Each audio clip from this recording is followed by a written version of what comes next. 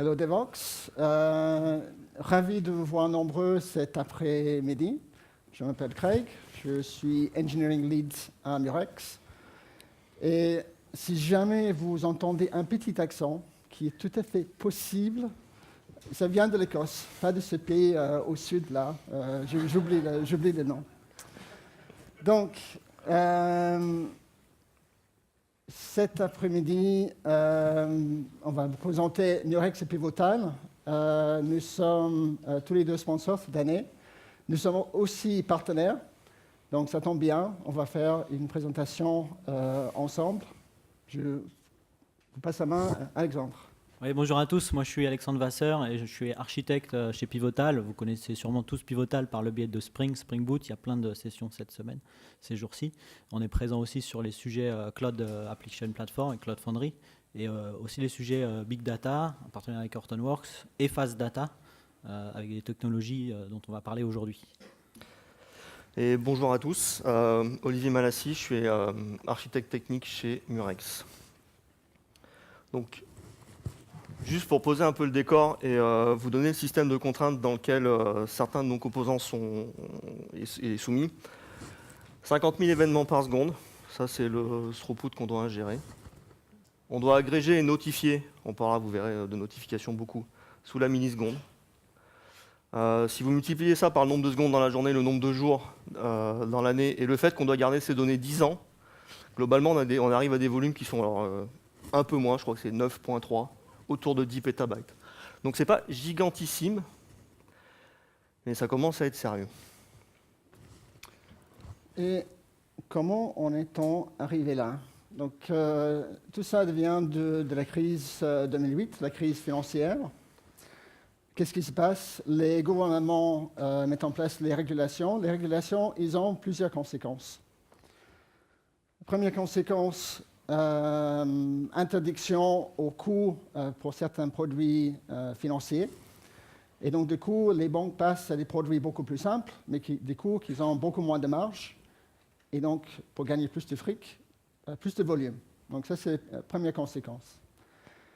Deuxième conséquence, les régulations exigent des différentes institutions financières d'avoir une vue qui se rapproche de plus en plus du temps réel pour leur système de risque. Murex, en tant qu'éditeur de logiciels, nous fournissons une plateforme pour aider nos clients vis-à-vis de ces contraintes-là. Et, pardon, aparté, ça pour des techniciens comme nous, en fait, c'est intéressant parce qu'on se retrouve en fait à leverager des technologies issues du monde Big Data dans un univers qui est celui de la finance. Plan rapide pour la suite. On va parler pour les besoins, suffisamment de besoins pour qu'on puisse passer à ce qui nous intéresse aujourd'hui, c'est-à-dire la partie technique, principe d'architecture, techno, et puis on va essayer de mettre tout ça ensemble et faire un joli assemblage. Donc, pour les besoins. Le métier dans lequel nous travaillons, c'est un métier où le cœur de notre système est événementiel et ces événements sont immutables. Si on prend le cas d'une transaction où on va acheter des actions, il va générer deux événements, un événement d'achat d'actions et un événement de mouvement de cash. Si jamais on annule cette transaction, on va générer deux événements derrière pour annuler ces événements derrière. Qu'est-ce qu'on va faire avec ces événements? Différentes applications vont devoir lire ces événements et vont faire des traitements là-dessus. Ils vont filtrer, ils vont faire des group by, ils vont faire des agrégations et ils vont produire ce qu'on va appeler aujourd'hui les vues sur ces événements. Finalement, on va avoir des applications qui vont consommer ces événements. La flèche qui pointe à gauche vers la droite, c'est important. Dans le monde du web, la flèche, typiquement, elle va partir de l'autre côté, c'est-à-dire en mode requête-réponse. Ici, notre métier, on est plus dans un mode de notification événementielle et donc effectivement dans une continuous query. Tout ça, on va ajouter des NFR bien sympathiques, comme Olivier a mentionné au départ, c'est-à-dire latence end-to-end sous la milliseconde, avec la volumétrie, on va dire 50 000 événements par seconde, et puis avec une partie applicative pour nous, le besoin d'avoir une compatibilité Java et C++ à la fois pour la partie producteur que pour la partie consumer. On passe la main à Olivier pour les principes. Donc, en fait, c'est une simplification de notre métier, mais c'est ça en fait. On ingère des événements, on doit les agréger sur des dimensions, on doit les sommer. Souvent, la fonction de somme est une fonction mathématique. Et on doit notifier, et ça, c'est une particularité du monde de la finance par rapport au monde du web, qui est plutôt request response. On est vraiment dans un monde réactif. La question maintenant, ça devient comment on passe de ce monde fonctionnel à une implémentation. Et on a sorti quelques principes d'architecture, il y en a 4 principaux qui permettent en fait d'articuler des décisions qu'on a prises derrière. Le premier, Craig l'a évoqué, on stocke des événements immutables. Donc en fait, c'est assez facile dans notre tête de passer d'un monde événement immutable à un univers event log. Un event log étant, de manière schématique, un espèce de fichier dans lequel on ne va faire que appender des événements. Il y a un élément fondamental qui va revenir au cours de cette présentation dans l'event log, c'est l'offset, qui est finalement un incrément strictement monotone et qui va identifier de manière unique cet événement. Un des avantages que nous on y voit sur cet event log, c'est que ça nous permet aussi de travailler à la fois sur de la donnée d'historique et sur de la donnée temps réel. Ça c'est presque un effet qui se coule, mais un des principes fondamentaux c'est ça, c'est cet event log qui va stocker tous les événements. Deuxième principe, on va être dans un système qui est distribué, donc multithreadé, à minima. On ne veut pas loquer. En fait, il y a deux manières de voir le monde. C'est j'ai un ensemble de threads. Enfin, l'algorithme est simple. En fait, j'ai un flux d'événements qui vont impacter un agrégat. Deux manières de voir le monde.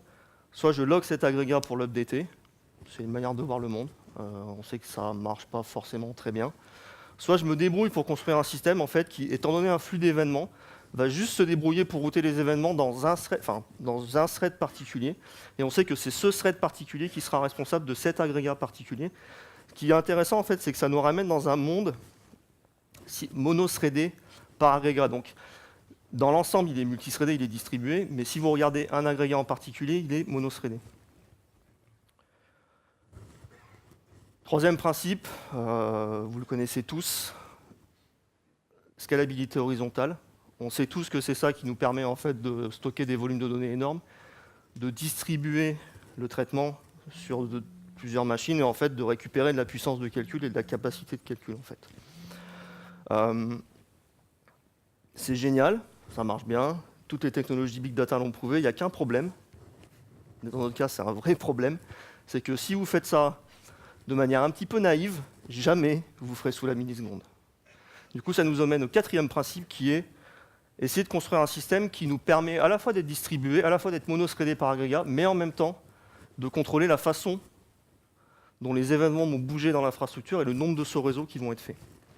Donc un exemple tout bête, c'est que finalement, si je prends ma data et que je la partitionne sur un cluster de machines un peu en vrac, la data va se retrouver dispersée sur les machines et en fait, quand je vais vouloir faire globalement mon select, somme tous les événements groupés par une dimension qui peut être XY, vous allez vous retrouver en fait à bouger de la data dans tous les sens. Le bon moyen de faire ça, en fait, c'est d'organiser proprement sa donnée et de garantir que les x égale 1 ils vont sur une machine, enfin je simplifie un peu, mais les x égale 1 vont sur une machine particulière, les x égale 2 vont sur une deuxième machine, etc. etc. Donc 4 principes d'architecture. Une fois qu'on a ces 4 principes d'architecture, il y a une autre dimension qui rentre en jeu, c'est quelle technologie on va utiliser. Là on est bien, on est content au niveau principe. Le soir, on se couche, on est heureux. Maintenant, il faut l'implémenter. Et là, ça devient compliqué. Les technos, juste dans mon open source, il y en a un paquet. J'en ai mis quelques-unes parce qu'elles font écho en fait, aux principes qu'on a évoqués. Quand on parle d'event log, on pense naturellement à Kafka, massivement utilisé dans ce contexte. Ça marche super bien, il n'y a qu'un problème pour nous, c'est que ça utilise le disque. Et ça va être compliqué de contrôler les sauts au réseau. Quand on parle d'agrégation, de flux d'événements, on pense fondamentalement des Stream Processing Engine. Donc on a Flink, Storm, Spark. Spark, c'est sympa, mais Spark Streaming, c'est du micro-batch. Donc être sous la milliseconde avec du micro-batch, pareil, pas possible. On parle de données historiques, on parle de données temps réel. Druid, génial, ça fait les deux. Ok, j'ai pas la partie notification. Hadoop, gros volume, ça marche pas en aspect transactionnel. Cassandra, ça marche super bien en aspect transactionnel, mais ça utilise le disque. Et c'est plutôt available que consistent. Du coup, on a terminé en fait avec 3 technologies. C'est là-dessus qu'on va se focuser sur le reste de la présentation. Qui sont Apache Geode, qu'Alexandre va vous présenter en détail, et vous avez ici la liste des fonctionnalités sur lesquelles on s'appuie. Apache Storm, et Aaron, dont on ne va pas parler aujourd'hui, mais qu'on utilise pour une partie notification. Voilà. Donc c'est vrai que nous, on a du coup aidé Murex à coucher, je dirais, de cette architecture. Donc eux ont les cerveaux, vous l'avez compris. Nous, on a la techno. Donc on a d'autres cerveaux qui font de la techno et qui est utilisée par différents acteurs. Donc Apache Geode, c'est quelque chose de entre guillemets nouveau et vieux à la fois. Hein. Donc Apache Geode, c'est en fait Gemfire, donc qui est une technologie de in-memory data grid qu'on a offert à la fondation Apache. Ou en fait, c'est pas vraiment offert parce qu'on n'offre rien à la fondation Apache. On le propose et après ça rentre en incubation et en méritocratie Apache. Vous connaissez largement cette fondation. Donc on a offert Gemfire l'année dernière à la fondation Apache, quand on a décidé d'open sourcer toutes nos technologies chez Pivotal, puisqu'on avait plein de choses open source et certaines choses qui ne l'étaient pas. Et donc avant, ça s'appelait Gemfire. Donc Gemfire, ça existe depuis très longtemps, puisque la première version de Gemfire, c'était une database distribuée pour les applications en Smalltalk. Donc c'était il y a longtemps. Après, c'était Gemfire pour Java, et c'était la première société qui a pris un contrat de licence avec Sun pour pouvoir redistribuer Java. Parce qu'ils avaient décidé de faire une database distribuée en Java. Donc c'est quand même il y a à peu près presque 15 ans. Et après, bien sûr, ça s'est découplé dans les cas d'usage, notamment dans les banques finances. Vous avez vu le petit article de presse, Lehman. Bon, c'était un client de Gemfire qui a disparu. Il y en a d'autres qui sont restés, notamment JP Morgan. Et puis, il y en a d'autres qui ont aussi évolué avec, qui sont apparus plus tardivement, notamment des gros acteurs du web aujourd'hui comme Expedia, donc sur des domaines qui n'ont rien à voir avec la banque finance, mais qui font globalement de la gestion de données massive par ailleurs, avec toujours des aspects low latency. L'objet chez Expedia, ce n'est pas de faire des trades, mais c'est que vous facilitez globalement la visualisation d'un catalogue, que vous preniez le ticket chez eux et pas ailleurs, que ça ne vous énerve pas et que vous ne passiez pas chez un voisin pour prendre le ticket. Donc c'est un peu l'historique de la techno. Donc in-memory data grid, derrière ça veut dire plein de choses et souvent on pense tout de suite à cache en fait. Donc c'est vrai qu'aujourd'hui si vous allez sur Apache Geode, vous avez un tuto de 5 minutes, super bien fait, mais ça ne va pas forcément vous donner toute la richesse de ce qu'il y a dans la techno puisque c'est un tuto de 5 minutes et donc c'est juste un cache. Donc globalement c'est un clé-valeur, d'accord, qui a différentes API, différents clients supportés, donc des langages, Java, C++, C#, donc à partir de là on peut tout faire, et qui a un moteur pour stocker les données, qui est lui en Java. Okay.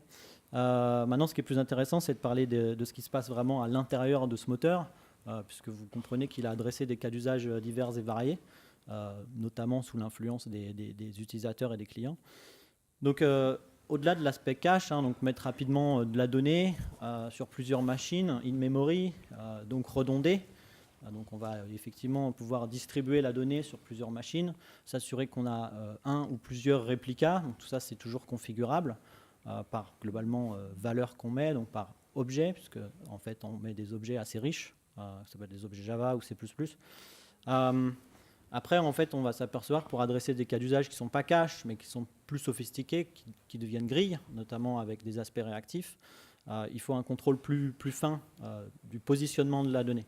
donc globalement du sharding. Donc dans Geode, il y a des mécanismes aussi de contrôle du sharding. Donc quand les données sont mises dans Geode, il y a un mécanisme de bucket, donc c'est un hachage consistant sur la clé, comme ça le système lui-même sait où il a mis la donnée, et le client, lui, il n'en a rien à faire, mais il sait globalement aller chercher la donnée en un seul saut réseau, donc c'est quand même intéressant. Vous pouvez prendre le contrôle de ça et dire que le hachage, il doit être fait non pas aléatoirement, mais par rapport à une partie de votre objet. Donc ça devient très très riche parce que vous avez un contrôle du placement, mais sans non plus coder dans le dur, voilà, c'est l'IP32 qui doit avoir la donnée 32. Parce que ça ne marcherait pas. Vous n'auriez pas un système élastique, un système qui s'auto-réparerait, un système qui serait capable de gérer après des évolutions fonctionnelles si vous allez trop dans le rigide. Donc c'est ce qu'on appelle des stratégies de partitionnement. L'autre chose qui apparaît dans ces systèmes, c'est qu'on ne gère pas qu'un seul objet ou qu'une famille d'objets. On en gère plusieurs. Donc les exemples qui reviennent souvent, hein, mais qui sont vraiment bateaux, c'est par exemple le client et ses commandes. Hein. Ce serait dommage de mettre le client X dans la machine à gauche et les commandes du client X dans la machine à droite, juste parce que ce n'est pas tout à fait les mêmes clés et les mêmes objets. Donc après, on peut faire de la colocalisation d'objets différents, mais sur un périmètre du coup commun, qui est en l'occurrence ici le client. Et c'est le système qui va gérer ça, et c'est un peu plus sophistiqué grâce à ce mécanisme de hashing. Donc ça nous donne pas mal de flexibilité. L'intérêt, c'est que c'est que de la config. Donc au niveau dev, on reste très productif, que je développe en local ou que je développe sur un système très, très distribué multimachine. C'est de la config qui vient a posteriori, qui n'est pas du coup intrusive dans la manière dont moi j'utilise en tant que dev la techno.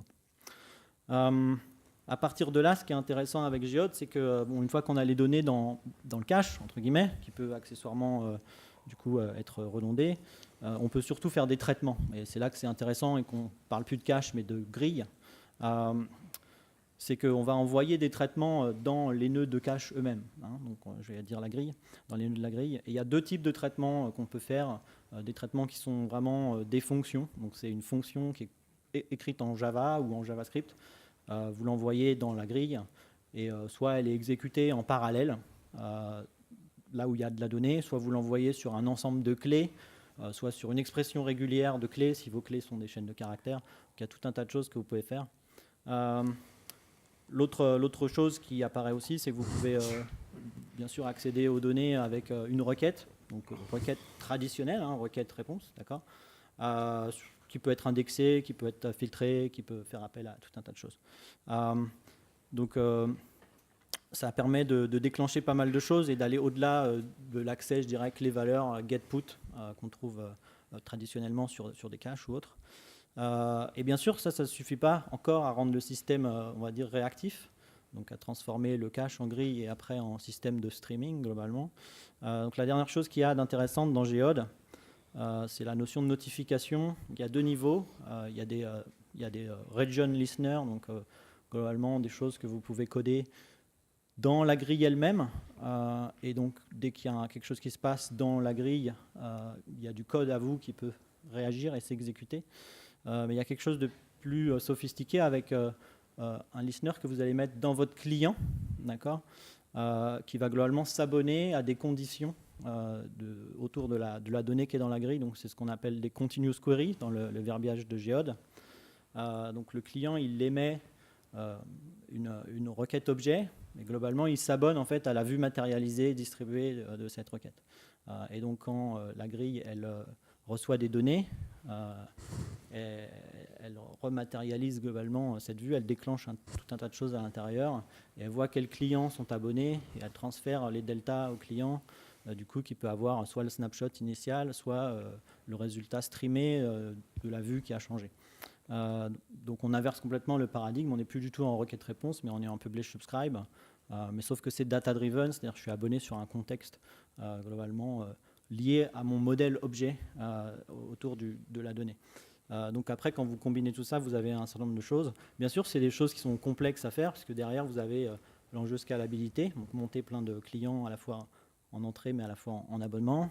La résilience, vous ne voulez pas perdre votre donnée, mais vous ne voulez non plus pas que vos clients ils se reconnectent après des lustres. Vous ne voulez pas que les clients qui sont trop lents ralentissent le système. Donc il y a un peu de décorrélation entre celui qui écrit et celui qui consomme.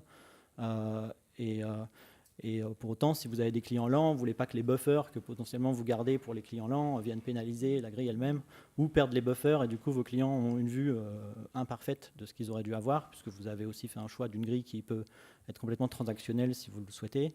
Donc il y a un certain nombre de fonctionnalités en dessous qui permettent de faire du fine-tuning et de vraiment régler le niveau globalement de cohérence, de consistance que vous voulez avoir là-dessus. Les clients, accessoirement, ils peuvent être multilangages. Donc vous pouvez très bien injecter des données via Java, les récolter de l'autre côté via C++ et inversement, avec un mécanisme de sérialisation avancé des objets pour réduire l'aspect réseau et en même temps gérer les aspects d'indexation sur les champs. Donc ça vous donne un descriptif un peu des périmètres de ce que peut faire Geode. Bien sûr, il y a des cas d'usage super simples. Ça peut être aussi utilisé comme un gestionnaire de sessions HTTP pour Tomcat. Il y a un plugin pour ça. Comme un cache pour Spring, il y a un plugin pour ça. Mais en général, les cas d'usage clients, ils ne sont pas trop pour ça, notamment parce que ce n'était pas open source. Bon, maintenant que c'est open source, les cas d'usage se multiplient largement. Et souvent, bien sûr, le Geode n'existe pas si vous ne codez pas. Donc c'est très clair. Donc forcément, ça va avec quelque chose. Et je pense que ce qui est intéressant dans la suite de la présentation, c'est justement comment ça a été enrichi avec une autre technologie de la fondation Apache pour adresser le cas d'usage de Murex. Et c'est un joli segue pour parler de Storm, donc la deuxième technologie qu'on va voir. Donc, thème assez récurrent à Devoxx d'ailleurs cette année, le stream processing. Donc, pour ceux qui ne connaissent pas, Storm, c'est un stream processing engine. Qu'est-ce qu'on va faire? Donc, on va revenir sur nos besoins et on a défini qu'on a besoin des vues, donc composées des groupes by et des agrégats, et donc qui à la fin ressemble pas mal à un type d'SQL. Et donc Storm va nous permettre de construire quelque part cet SQL via un enchaînement des étapes événementielles. Donc ici, sur le slide, on va prendre les événements de notre event log, on va les filtrer, on va les agréger, et puis finalement, on va servir les agrégations. Alors, tout ça, c'est une vue logique d'une graphe de traitement, qui est d'ailleurs dans Storm, qui s'appelle la topologie. Et ça, c'est la vue logique. Alors, là où Storm nous donne la valeur, c'est dans la distribution de cette graphe dans un monde physique, c'est-à-dire en multi-machine, en multi-JVM et en multi-thread. Petite hic là-dedans, si on utilise par défaut la façon de router les événements est round robin, donc aléatoire entre les différents nœuds dans la graphe. Donc, ce qui va nous faire arriver des sauts de réseau. Donc, ce qui va à l'encontre d'un des principes énoncés par Olivier tout à l'heure.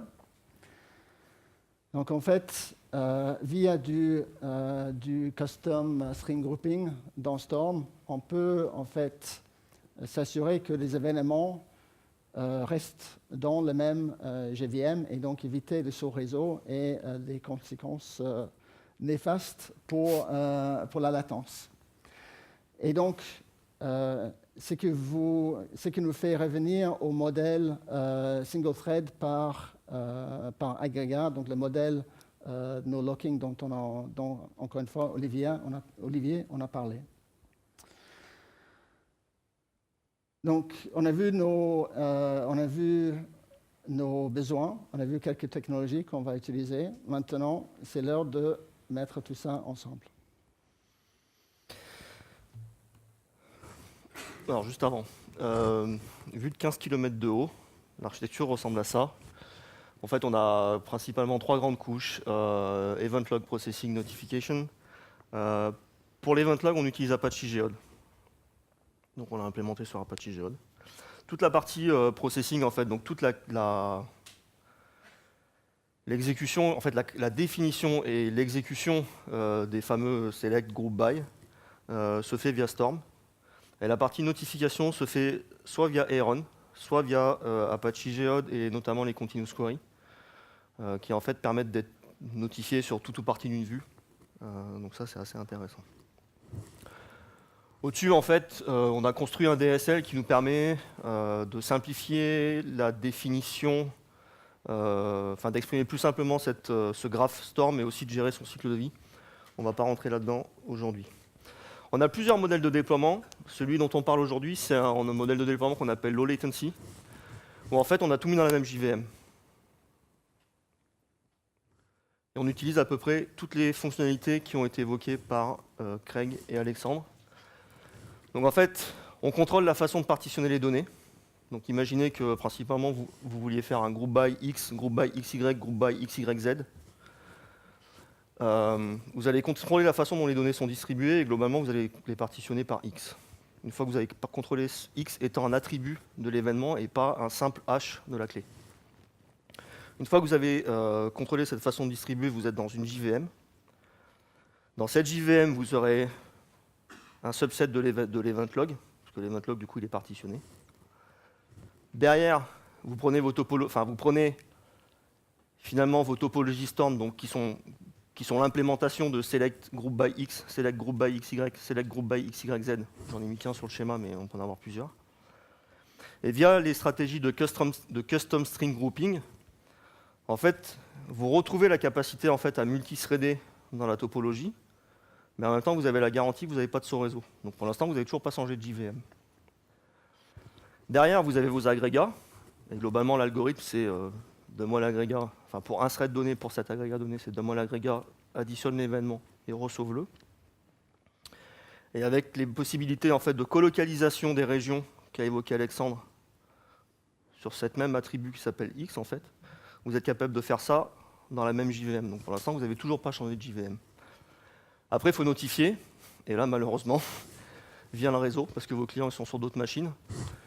Donc là, en utilisant en fait, le principe de continuous query qui est je vais être notifié quand x égale 1 est modifié. Ça s'exprime à peu près comme ça. En fait, le client va recevoir via TCP des notifications à chaque fois que cet agrégat est modifié. En fait, ce qui est intéressant avec ce modèle, c'est que vous restez dans un modèle qui est multi-machine, multi-JVM, multi-threadé. Et en même temps, vous arrivez à contrôler la façon dont les événements sont routés et partitionnés, ce qui fait qu'à la fin, vous avez quelque chose d'hyper efficace et pour lequel vous contrôlez le nombre de sauts réseau, qui est globalement ce qui nous coûte cher. L'offset, sur notre fameux event log. Si on zoome un petit peu sur l'intégration entre l'event log et le graph Storm, tout se fait à la base d'offset. Ceux qui sont familiers en fait, entre l'intégration Kafka et Storm, c'est exactement le même principe. La seule différence, c'est que c'est dans la même JVM. Et en fait, chacun des graphes Storm va en fait avoir sa propre, va maintenir en fait l'offset dans lequel il est dans l'event log, ce qui fait que potentiellement vous vous retrouvez à avoir des petits décalages entre les vues, donc entre les graphes Storm. C'est pas gênant pour nos use cases. Mais l'intégration se fait comme ça. Donc quand vous envoyez un événement dans l'event log, il a un offset, et après c'est le graph Storm qui va, chacun des graphes Storm en fait, qui va maintenir sa position dans l'offset. Et si on zoome un peu plus finement sur cet aspect d'intégration, si vous regardez Storm, je l'ai appelé source pour simplifier, mais ça s'appelle un spout techniquement, c'est un thread. Et en fait, si vous regardez l'implémentation de ce thread, encore une fois pour simplifier, globalement c'est un while true, il y a une wait strategy que vous pouvez surcharger. Et qu'est-ce que vous faites dedans? C'est while true, ramène-moi les nouveaux événements en fait. Donc ça c'est la partie Storm de l'intégration avec l'event log. Après, les événements vont partir dans Storm. Il y a des mécanismes de back pressure qui peuvent se mettre en place dans Storm qui vont faire que si en aval de la topologie, vous avez des variations dans vos latences, peu importe, il y a des choses qui ralentissent, potentiellement ça va remonter jusqu'à la source, et le while true va commencer à ralentir en fait. Ça c'est une force. Il y a une autre force qui est votre flux d'événements qui arrive par la gauche qui n'est pas dessiné ici. C'est-à-dire que vous pouvez aussi avoir des variations en termes d'événements. C'est-à-dire que vous n'êtes pas sur un flux constant. Vous pouvez avoir des pics, il faut être capable de les absorber, etc. etc. Et en fait, c'est l'event log et Apache Geode qui va nous servir en fait comme buffer pour absorber ces variations, soit côté Storm, soit côté source. Donc potentiellement, vous avez des décalages qui vont être rattrapés.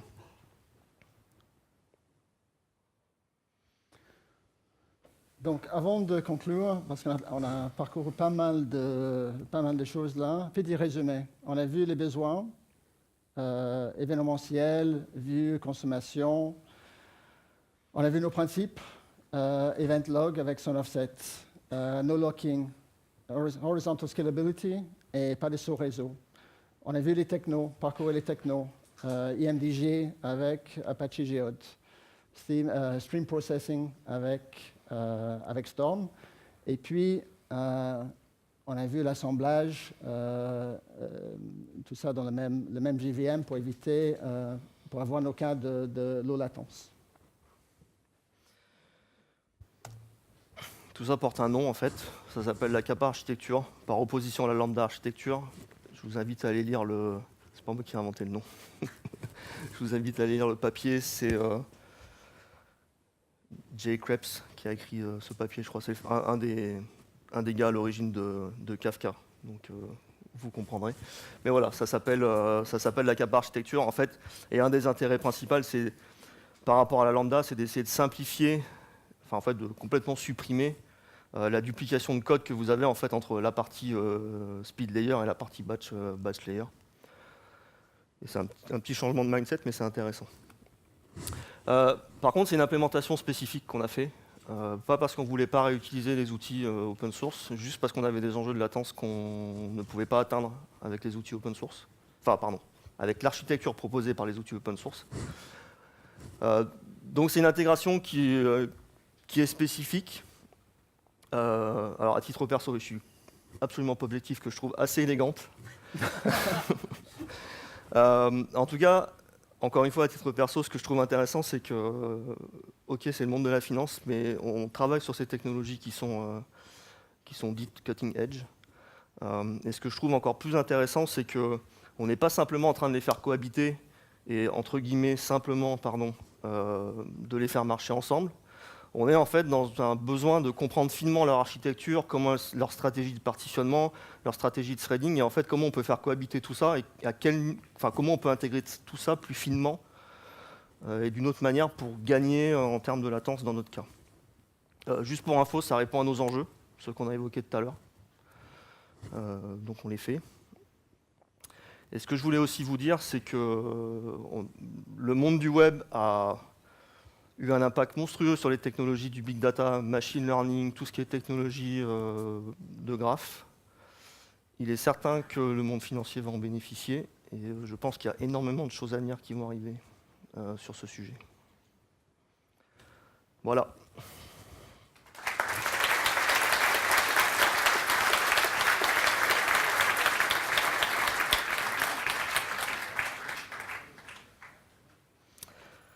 Est-ce qu'il y a des questions? Vas-y.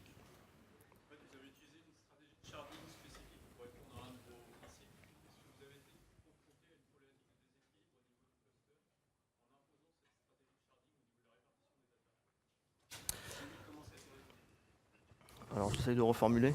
Ouais. On a choisi une stratégie de sharding spécifique par rapport au cluster. Est-ce qu'on a été confronté à des déséquilibres dans ce partitionnement en fait? En fait, avant de faire ça, on a étudié les datas qu'on a. Et en fait, on s'est rendu compte qu'on est dans des ratios qui sont acceptables par rapport à la capacité en fait, du thread à traiter des événements unitaires. Donc aujourd'hui, en fait, on observe, quand tu regardes le throughput par thread, on observe des variations dans l'utilisation des threads. Parce que on observe des threads qui sont plus utilisés que d'autres parce qu'ils prennent un peu plus d'événements. Aujourd'hui, ce n'est pas une limitation qui nous embête. On a des idées peut-être pour changer aujourd'hui, c'est un modulo globalement, pour faire simple. On pourrait imaginer utiliser des consistent hashing pour gérer dédier un thread sur un flux d'agrégats donné. ça complexifie quand même, pas forcément l'implémentation, mais l'opérabilité du système, parce que qu'est-ce qui te garantit que ce flux-là va être plus important que l'autre tout le temps, et que ça ne va pas bouger. Aujourd'hui, en fait, ce qui est intéressant, c'est que comme on a ces deux forces contraires, en fait, c'est l'event log et Apache Geode qui gèrent le buffer. En fait, ça nous permet de pallier à ce type de variation. Voilà.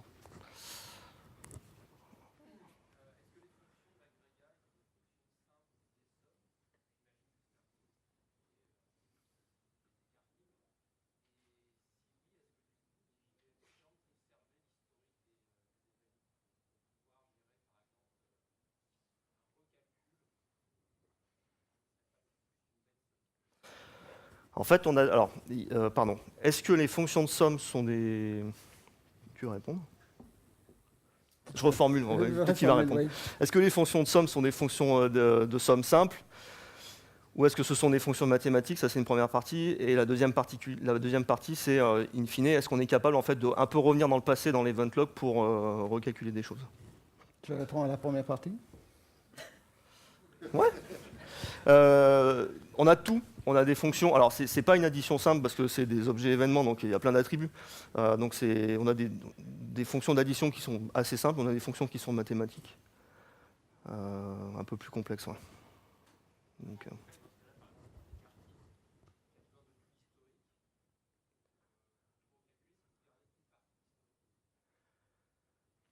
aujourd'hui, on n'a pas été confronté au truc. On sait qu'on a des fonctions.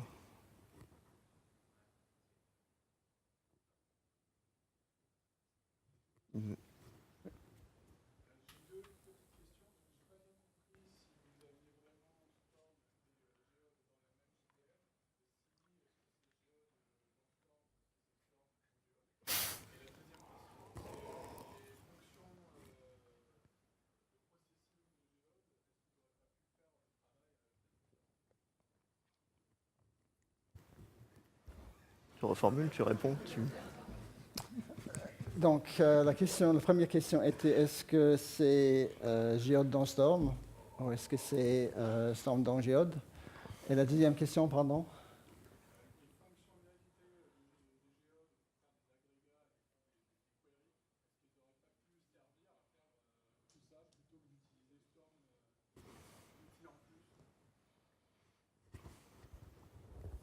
Bon. Je pense qu'elle est. Ouais. Moi, j'ai pas toutes les réponses. Alors, est-ce que Geode est dans Storm ou Storm dans Geode? En fait, le point clé, c'est vous faites comme vous voulez. C'est-à-dire que aussi bien Storm que Geode, ils peuvent démarrer de leur côté. Donc, il y a des scripts de démarrage, par exemple, et autres, qui sont fournis quand vous le téléchargez. Mais c'est aussi juste un jar. Si vous voulez embarquer Geode dans une appli quelconque Java, c'est un jar. Il y a 3 classes à appeler, une config. En code ou en fichier et ça démarre. Donc, je ne sais pas ce que vous avez choisi vous et si le choix a été éclairé ou est encore temporaire là-dessus. Dans le cas précis, c'est Geode dans Storm. Et donc par rapport à l'autre question, ouais, je pense que c'est un terrain sur lequel ce sera assez en mouvance. Aujourd'hui, c'était pas trop le cas de faire du Storm avancé dans Geode.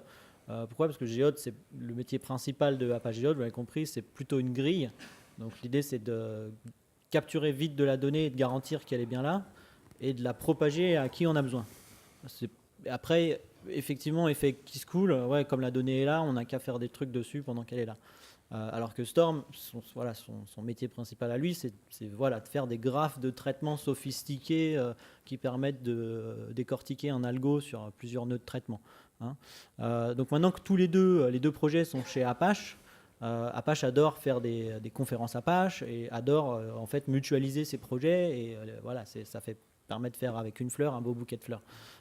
Donc il y a beaucoup de conversations entre les projets Apache aujourd'hui. Sur à la fois les zones d'overlap et à la fois les zones où globalement 1 + 1 = 3.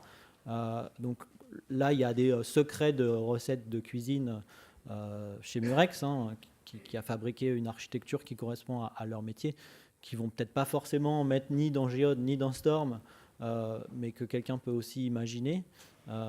Donc il y aura sans doute des sujets à l'ApacheCon. Ils ont déjà témoigné en fait au Geode Summit, qui est une conférence Geode qui a été organisée par Apache et Pivotal il n'y a pas très longtemps. Donc c'est typiquement les synergies en fait où le regard extérieur et la multiplication des cas d'usage fera le filtre. Est-ce que c'est pertinent ou pas? Est-ce qu'il vaut mieux laisser les deux avec une architecture de référence intégrée, ou est-ce qu'il faut globalement que les deux se marient encore une fois ensemble, quoi. L'histoire montre qu'aujourd'hui, on est plutôt dans un monde de composabilité des composants. Je pense que voilà, l'écosystème Hadoop l'a montré.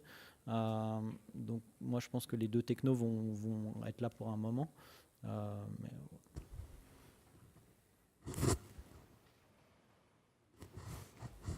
Allez, devant.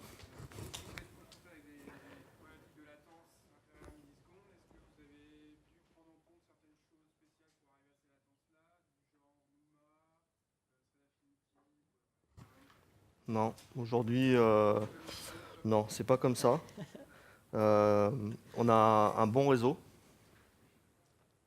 10 gigabits, un switch dédié. On a des machines assez puissantes, c'est pas de la VM. Je dis pas que la VM marche pas, je dis juste que dans ce contexte, c'est de la machine physique. Vous avez eu des kernels paniques? Non. Si, pendant vos benches.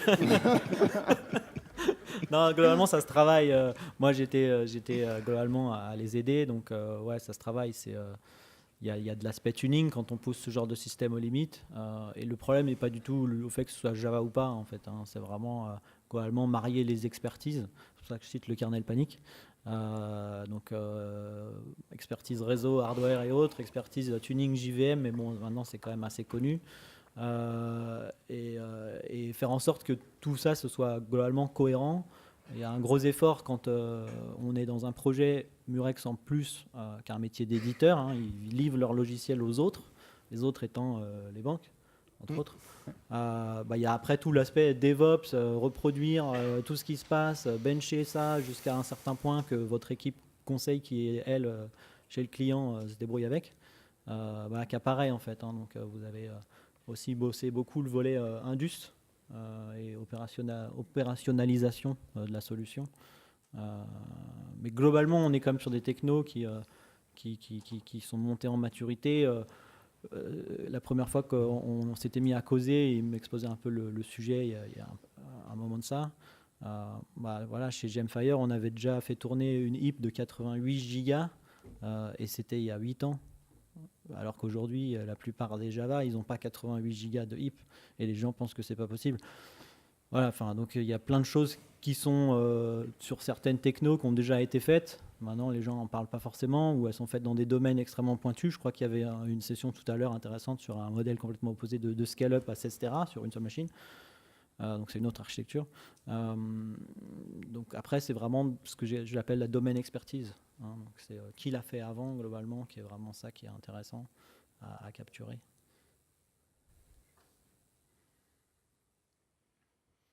Pardon.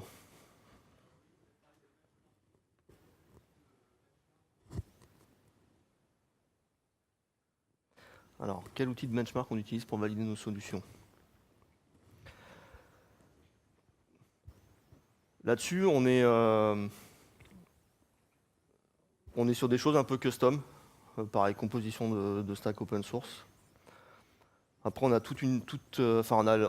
on est un éditeur de soft qui a 30 ans d'expertise dans le soft, donc tu imagines bien qu'on a des équipes qualité qui ont la capacité de prendre du soft, de le secouer dans tous les sens pour faire ce travail de validation, en fait. Et pareil, on a, je pense, pas mal de techno maison, notamment pour, voilà. Si je peux rajouter sur les sujets in-memory data grid, vous pouvez trouver plein de choses et je les recommande jamais. Notamment, il y a un truc qui s'appelle le YCSB Yahoo Cloud Service Benchmark, rien à voir avec cloud, mais donc avec tous les drivers du monde pour tester les IMDG. Ça a l'air sympa comme ça, parce que ça teste des écritures, des lectures sur des flux variables de densité, par rapport à la question de monsieur, sur la répartition des clés et autres. Mais en fait, c'est souvent éloigné en fait, du cas d'usage que vous avez vraiment en tête. Et souvent, après, ces injecteurs-là Ils ne sont pas eux-mêmes capables de monter en parallélisation. Donc l'architecture globalement publish subscribe ou client qui écrit, etc. Ne sera pas la même chez vous. Donc le mieux c'est quand même d'être en mode, je pense plutôt mini projet, et d'être très vite dans une implème à minima de votre cas d'usage. Nous c'est ce qu'on recommande très largement, les benchmarks entre guillemets académiques. Nous on les utilise même pas en Q&A sur les tests suite Geode et autres, ou ce qu'on fait dans nos labs à grande échelle en test destructif. C'est que des tests bien spécifiques, des scénarios au bord. Des fois on a des clients qui nous donnent leur test suite ou leur simili cas à eux, représentatifs de ce qu'ils font. Donc c'est plutôt comme ça qu'on fait, en tout cas au niveau engineering géode, la partie benchmark et régression.